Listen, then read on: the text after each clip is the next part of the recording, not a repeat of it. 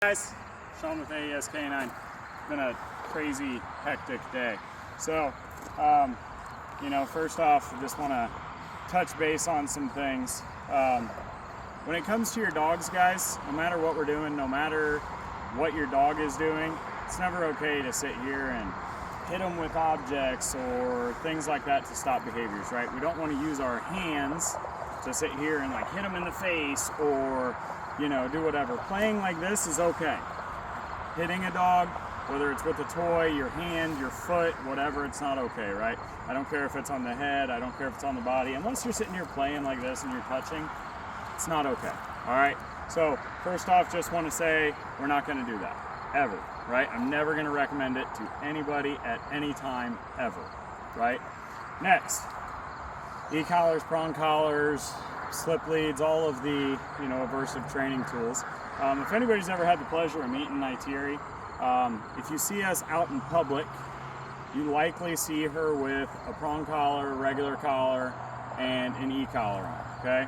So the reason that I go out with these kind of tools on, whether I'm on leash or off leash, is because in the worst case scenario, something happens, something absolutely makes her lose her mind and all of her obedience. Don't worry about the dog, Malachi, right? If she loses all of her control, all of her senses, and something happens, she's a very strong dog, especially if I'm holding her and my back was still injured, it's on the mend, so that's pretty cool. Or if I hand the leash off to somebody else who's not as strong, we need to be able to control our dogs. So in those situations, I do use tools like that. But if you've also ever seen me with my dog loves toys. My dog loves food. I have 5 dogs of my own, and Malachi trains one of my dogs that is Hazel Grace. She grew up a very reactive dog. She was that way from the time we got her at 6 weeks old, and she's extremely reactive. That dog's never seen a tool a day in her life, and her reactivity is almost non-existent. Malachi handles her in public. He handles her around dogs, people, stuff like this. This is a dog with a bite history. Okay, so dogs, no matter what happens, they have their own personalities. They have their own things that they got to work through, and we want to treat our dogs as fairly as possible, and we want to find what works for them and make them happy. In the case of Naitiri, she loves this ball. Anybody see that? Oh man, look at that. She wants to play. So when she's hyper-focused, she may not give me the same amount of speed or precision that maybe I'm using food, or maybe I'm using a leash and a prong collar, because then I have a little bit more guidance in it, is more incentive because, hey, I want to avoid this thing, because prong collars don't feel good, guys. They're not injuring your dog, but they don't feel good by any means, right? So if I'm using a tool like that, it's because I want speed, I want flashy, and most of the time I don't do it. Most of the time I just play with ball because I don't care about being fast or flashy. So if I want my dog to do things like foos, good girl. No, foos.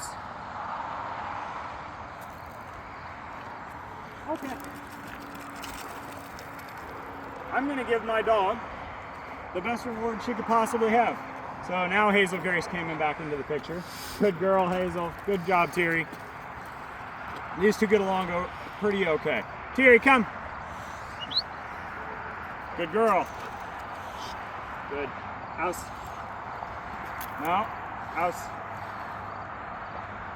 House. Yes. House. House. Good. That was very nice. Okay. She struggled with that one. Oh. Okay.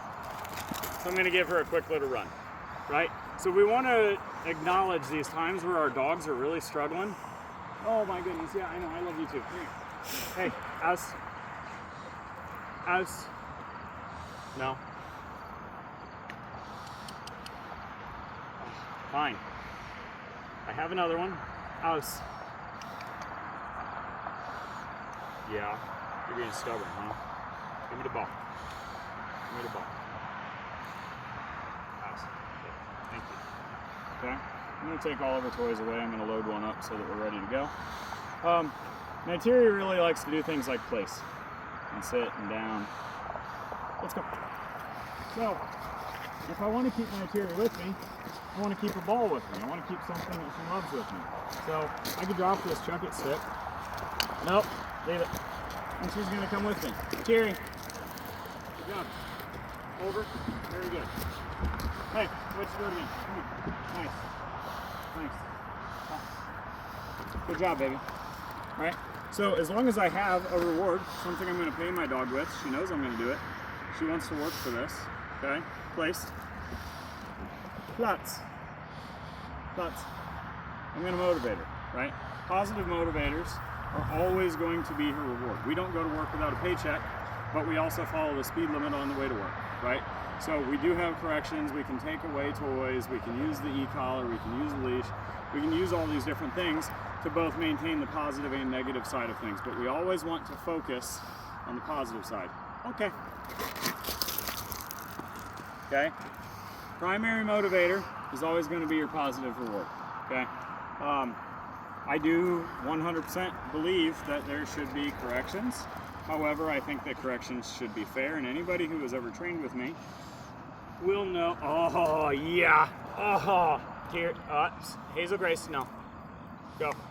So Hazel's posturing right now because she knows that me and Nightiri are fighting over the ball, and that's when she typically gets spunky. House. House. No. Very good. Very good. Okay, let's go play. Come on.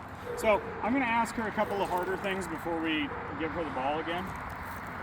And then I'm just going to play ball with my dog for a minute, and then I'm going to put her up. Okay? I'm going to see if she can place on this flat bowl here on the ground. Place. No, place. Come on. Come on. Good girl. Okay. Good job. So she didn't get her full body on it. It's on the ground. It's really low. She's never done that before. So right now, Hazel just went after her and kind of bit her ankles for playing, right? Hazel Grace, stop. Come here. Sit. Thank you. Seats. Nightiri. Seats.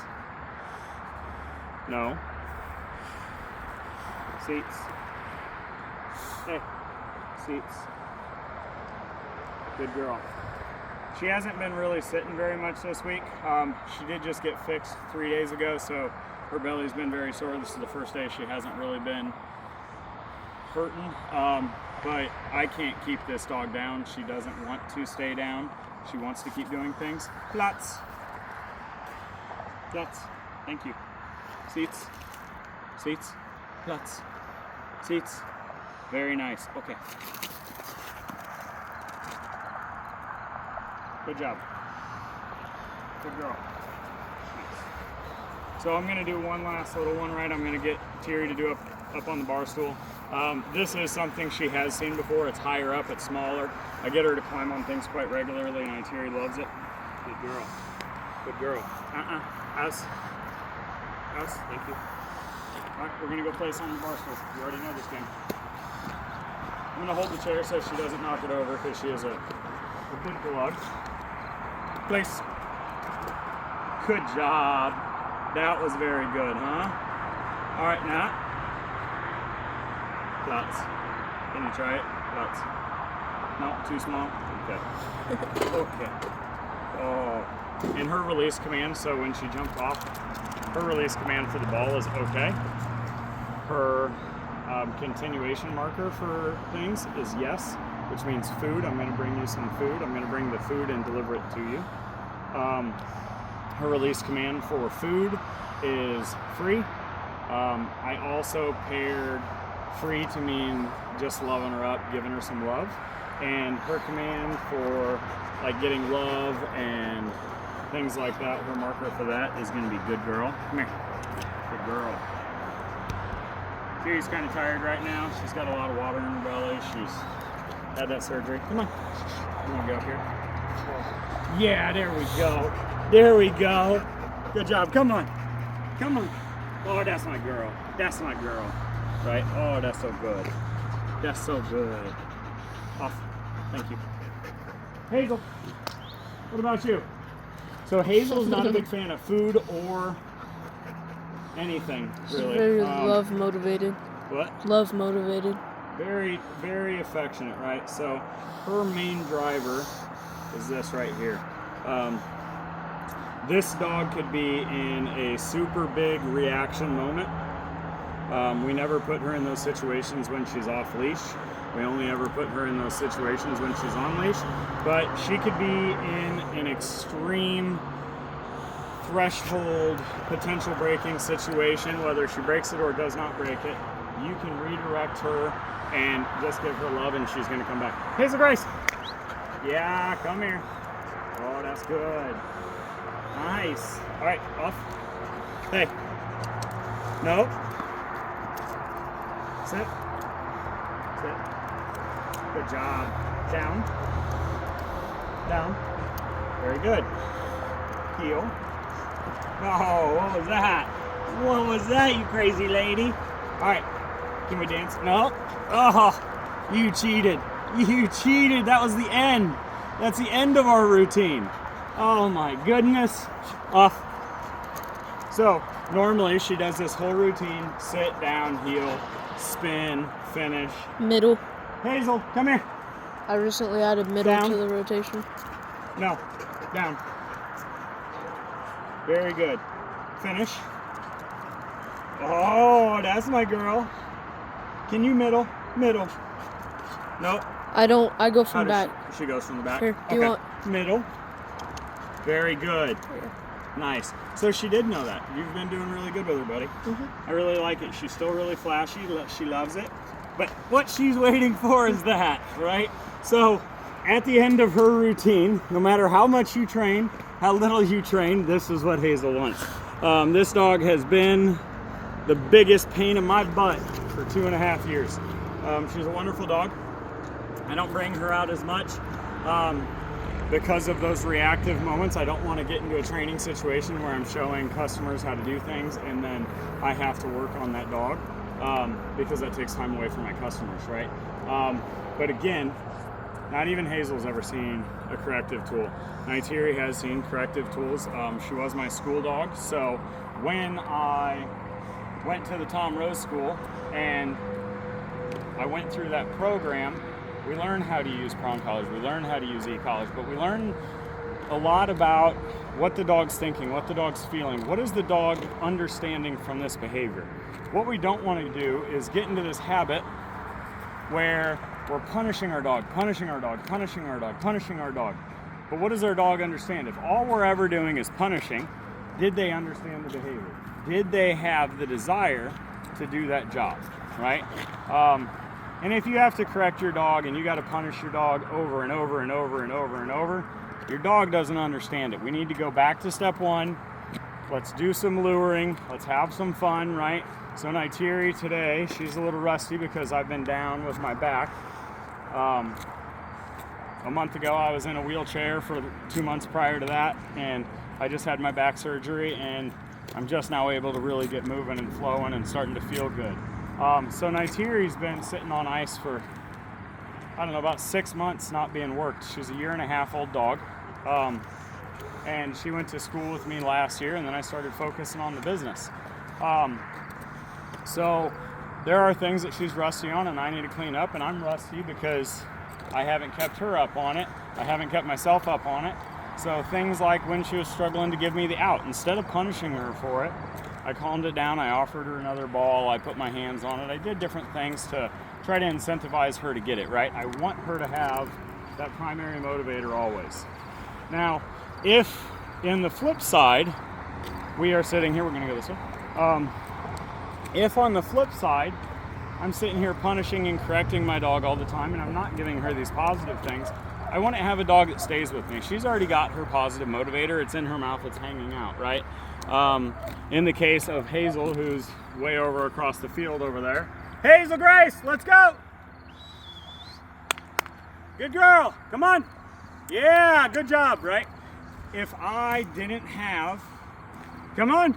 If I didn't have a good relationship based on positive motivators, then my dogs wouldn't stick with me. They wouldn't want to be with me. They wouldn't recall from across the field when they're busy sniffing or eating rabbit poop or whatever they're doing. Good girl. Oh, that was a really nice place to stop. 15 feet away from me and started licking your feet. You're a weirdo. Come on. Good dog though. Good girl. She's tired. Seats. Look at how tired she is, Mag. I know she's like. She's gassed. You guys did a full training session, and then Yeah. I decided to bring you into this. Sorry, my cameraman is not using a gimbal. We don't have any fancy things. This is my cell phone that I had to get because I broke my other cell phone on my wheelchair last month. When it fell out of my pocket, it hit the ground just right and it shattered the screen. I had to get a new phone. So my cameraman is using top of the line equipment, right? Top of the line. We are going to go to Hollywood with this production. Definitely. Okay? But key point here, guys, is it's not all about punishments. We don't want to sit here and just punish our dogs. We don't want to do this, right? People make the mistakes. They do things they shouldn't. I'm the kind of guy, because of my military career, because of my upbringing, people make mistakes and they should learn from them, right? And if it doesn't take understanding people to work with them and give them a chance after they've made a mistake. I'm going to grab that chuck-it stick, so we're going to pivot here in a minute. If they don't get the chance to learn from their mistakes and find out what we're doing wrong and find out, that there's better ways to do things because they've made a mistake, and then we condemn them, does it help them? Does it help the dog? I don't think so. So, moral of the story, guys, is give your dogs a lot of love. Give them a lot of positive motivators. Build a relationship with your dog. Build a bond. Feed your dogs from your hand, but don't just hold your hand out. Make your dog come to you, right? Learn their name. Learn to trust you. Learn to build this relationship. Play ball with your dogs. Just have fun, okay? When we want to be showy and flashy, put on a leash, okay? When we want to do these things, make sure that our dog fully understands it before we go and correct them for it. But I'm going to go play ball with my girls, and I'm gonna go have dinner with my son. Y'all have a nice night. I hope you learned something from it. Love everybody.